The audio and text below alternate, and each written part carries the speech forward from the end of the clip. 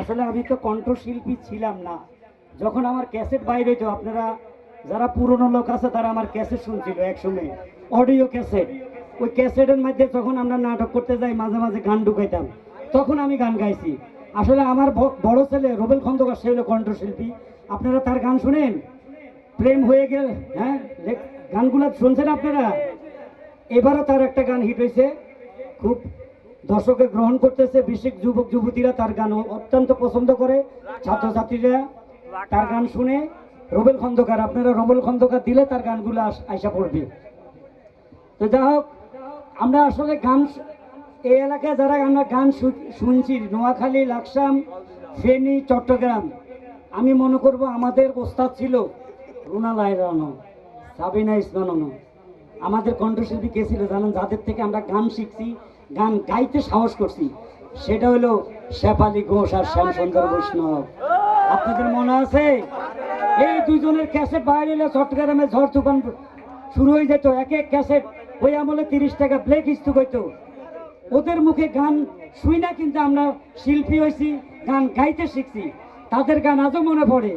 ন যাই উমাই যাইতাম ন লাল মিয়ার বাড়ি, হেতে আল্লাহ কথা কয় ঠোঁট মারি মারি। আই মাইতাম না কথা কইতাম না, তোমার লই নিয়ম বেড়াইতাম আর যাইতাম না, মাইতাম না কথা কইতাম না। শুনছেন এইসব গান? এইসব গান আমরা শুনতাম। এখন গান তো আবল তাবল হয়ে গেছে, আগের মতো নাই, সিনেমা আগের মতো নাই। বছরে সাকিব খানের একটা ছবি চললে ইন্ডাস্ট্রি চলবে না। বছরে কমসে কম 12টা ছবি চলতে হবে, তাইলে আমাদের ইন্ডাস্ট্রি থাকবে। ফিল্ম ধ্বংস হয়ে যাচ্ছে। সাকিব খান 1 কোটি টাকা নেয়, বছরে 1-2টা ছবি করে। এটা দিয়ে আর কি সিনেমা হল চলবে? চলবে না। ছবি চলি যায় ইউটিউবে, ফেজে, ইউটিউবে ভোলা ফানে দেখে। হলো যাইতো চায় না, অনগার হলান 3.5 ঘন্টা 3 ঘন্টা হলো যায় না, মোবাইলে সারা পৃথিবী দেখতেছে। তো ছবি চলবে কেমনে? আপনারা বাংলা ছবি বেশি করে দেখলে আমাদের ছবিগুলা চলবে। কয়দিন আগে আমার একটা ছবি রিলিজ হয়েছিল, প্রেম প্রীতি বন্ধন। আপনারা দেখছেন? প্রেম প্রীতি বন্ধনে আমি থাকি থানার ওসি, একটু খারাপ ওসি থাকি, আরে ঘুষ টুস খাই। লাস্টে আবার আমি ঠিক হয়ে যাই, বুঝাই যায় এটা অন্যায়। কেন ঘুষ খাইলে আবার সন্তানেরা ঠিক মতো মানুষ হয় না, বুঝছেন? পরে আমার একজনে বুদ্ধি দেয়, ভালো হয়ে যাই। বুঝলি না, পয়লা মিশা সদরের লগে থাই 2 নম্বরই কাম করছি, পরে ঠিক হয়ে গেছি।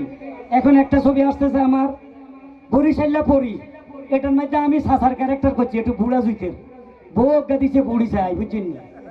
জোয়ান অভিনয় করলে বউ জোয়ান দিল, বুড়ি দিছে আর লগে। বরিশাল্লা পরি যে কোনো সময় রিলিজ হবে। ছবিতে গল্পগুলো খুবই সুন্দর, গানগুলো ভালো, আপনারা দেখবেন। তা আমরা আর একটা গান করব, ঢাকা চলে যাব। আপনারা অনেক কষ্ট করছেন আজকে 2 দিন। কালকে বৃষ্টির জন্য প্রোগ্রাম আমরা করতে পারিনি, আমরা দুঃখিত। বৃষ্টির কারণে সবাই চলে গেছে। আজকে যত সম্ভব চেষ্টা করছি আপনাদেরকে আনন্দ দেওয়ার জন্য, যতদূর পারছি দিছি, আপনারাও নিছেন।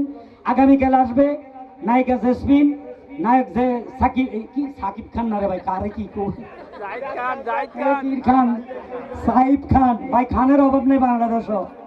হ্যাঁ, মধু খান, শাহাব আলী খান, সাহিব খান, জাফর খান, খানে খান, তলোয়ার খান, এই নায়কের নাম হলে সাহিব খান।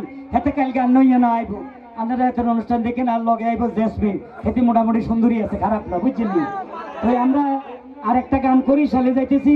আপনারা ইনশাল্লাহ সবাই আস্তে ধীরে চলে যাবেন। আমাদের এটা শেষ গান, সবাই জোরে সোরে হাততালি ভাই, থ্যাংক ইউ।